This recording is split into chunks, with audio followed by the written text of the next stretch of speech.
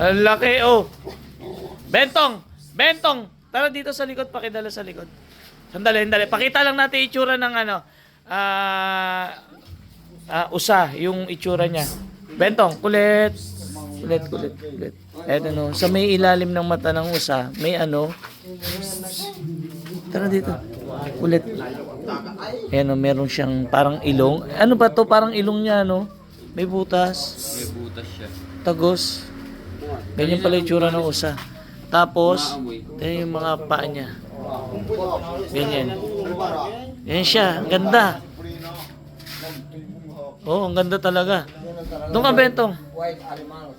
Ayan po yung usa na ano.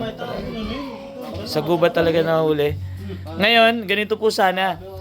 Kung sino man po ang merong nag-aalaga ng usa na lalaki, kahit sa parte kayo ng Pilipinas, ipagbigay alam nyo lang sa akin para mapag-partner natin siya. Pwede natin siyang i-donate sa Born to be Wild o i-surrender sa Born to be Wild para ma-cover na rin at mapaalam na meron tayong usa dito sa Pilipinas.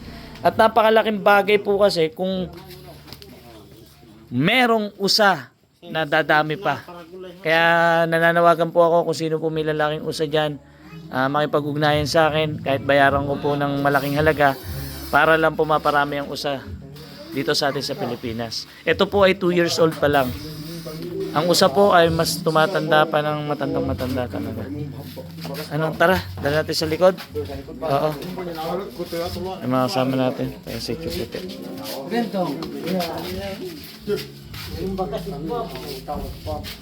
Sige.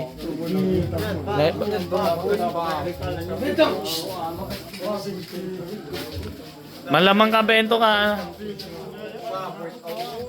Gulat sila eh. Si Bentong!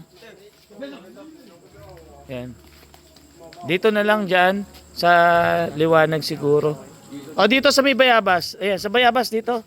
Para maano ko siya. Para mabantayan ko. O dito. Sa may bayabas.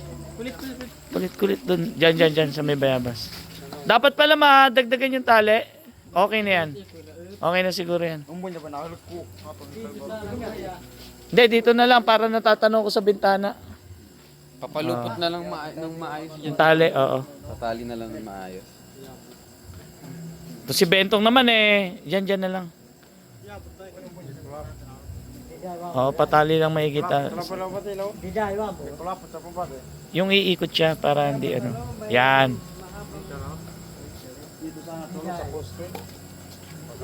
Galing. Yun po, sana meron tayong lalaki na may partner dito. Babayaran ko po. At pagkatapos, makipag-ugnayan tayo sa Born to be Wild para makausap natin Born to be Wild. At merong tamang tao na mag-alaga nito para magparami. Pero kung ako papayagan, makakuha ko ng permit at yung lalaki ibebenta nyo sa akin, bibiling ko. Ako po magpaparami para maparami ang usa dito sa atin sa Pilipinas. May mga kababayan natin dami. Yung si Nicole kasama ko. Yung lalaki? Gano'ng kataas, tol? May sungay yun, no? Ah, May sungay, no? napakalaki pala. Ibig sabihin lalaki pa yan? 2 taon na yan. Bata pa? Ang dami yung mga taga-sityo ko. Kasama ko. Lalaki sir, malaki. Halos ganyan kalaki. Ganon? Saka ang sungay niya parang may sanga-sanga. Oo. Ayun po. Kung meron pong mayroong lalaking usap, pa-comment naman po.